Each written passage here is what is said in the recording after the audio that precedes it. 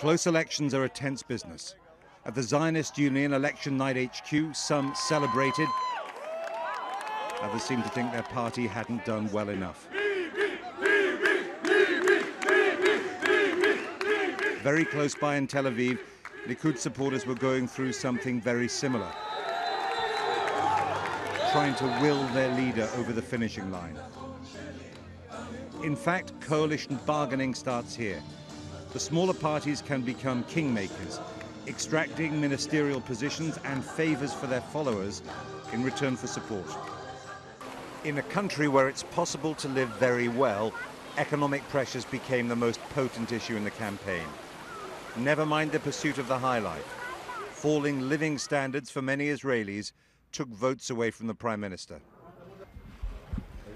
Isaac Herzog, the leader of Zionist Union, the centre-left alliance, did not let up on social and financial issues and led the polls through the last weeks of campaigning.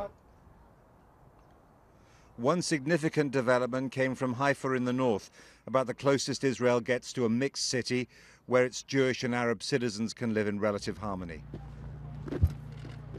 Ayman Odeh, heading out to vote from his home in Haifa, leads the Joint List, an alliance of parties mainly representing the 20% or so of the Israeli citizens who are from Palestinian families who didn't flee or get expelled when Israel was created in 1948. He told me this day would be historic, as his party would push the right wing off into opposition. That might not happen. But the Joint List has shown that Israel's Arab citizens are ready to flex some new political muscles, potentially providing crucial support for the centre-left.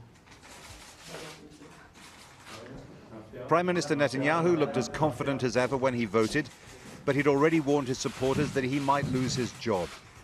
He tried to squeeze more votes out of the Israeli right by declaring openly for the first time that he'd never allow a Palestinian state, a view supporters of Palestinian independence believe he's always had. If the result that emerges is a government of national unity, another election might not be too far off, and peace initiatives would remain off the agenda. The Netanyahu supporters are sounding very positive for the television cameras, but the first thing the politicians have to do is wait for the final results.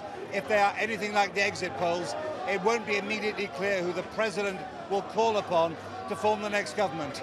The Israeli people have not voted for any kind of radical change, but they haven't given Mr. Netanyahu a resounding vote of confidence either. Jeremy Bowen, BBC News, Tel Aviv.